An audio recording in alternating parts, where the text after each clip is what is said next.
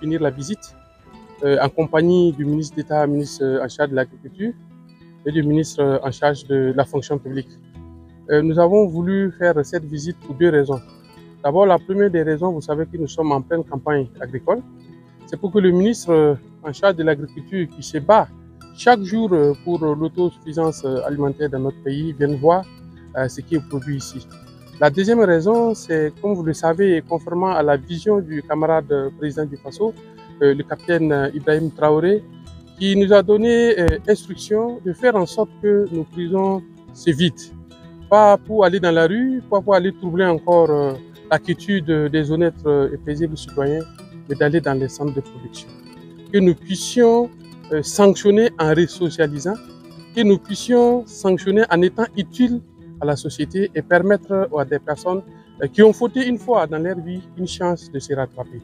C'était un exemple, Baporo, c'était un exemple palpable de cette mise en œuvre du travail d'intérêt général à travers l'administration pénitentiaire.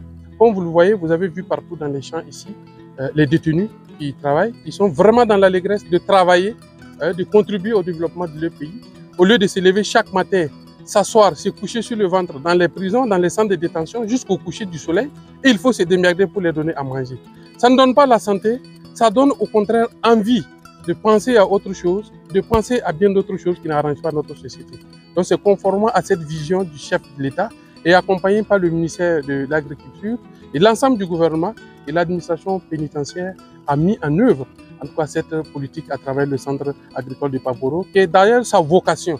Et créé depuis les années 1980, le centre n'a jamais été mis en exergue comme il est aujourd'hui.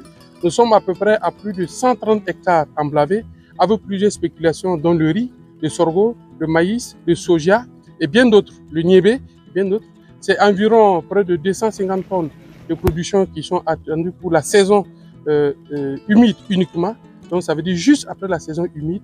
Et comme le ministre de l'Agriculture, le ministre d'État, ministre de l'Agriculture l'a dit tout à l'heure, nous allons recommencer avec la saison sèche, bien entendu, par le pompage, parce que nous avons la chance d'avoir aussi un fleuve juste à côté, assez d'eau pour produire. Et il nous faut un plan stratégique qui est déjà arrêté pour le développement du centre agricole de Baporo, pour sa mise en œuvre, effectivement, pour que les années à venir, notre objectif c'est d'atteindre 300 hectares pour 2026. Voilà ce qu'on peut dire succinctement.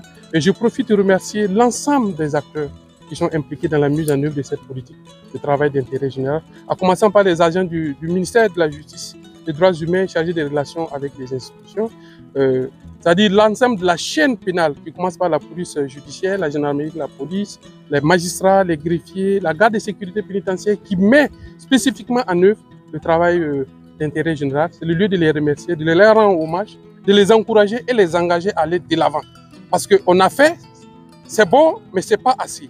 Comme on lui dit, il y a toujours de l'espace et il faut avancer. Et à vous, hommes, femmes de médias, nous vous remercions de nous accompagner dans la mise en œuvre du travail d'intérêt général. Parce que vous démontrez qu'une personne, quand bien même condamnée, peut être utile à la société. Parce qu'il y a beaucoup de sociétés, beaucoup d'entreprises privées qui sont très réticentes à accepter un condamné pour le travail d'intérêt général dans son entreprise, dans sa société, parce qu'on a cette idée que, bon, peut-être la personne va y itérer.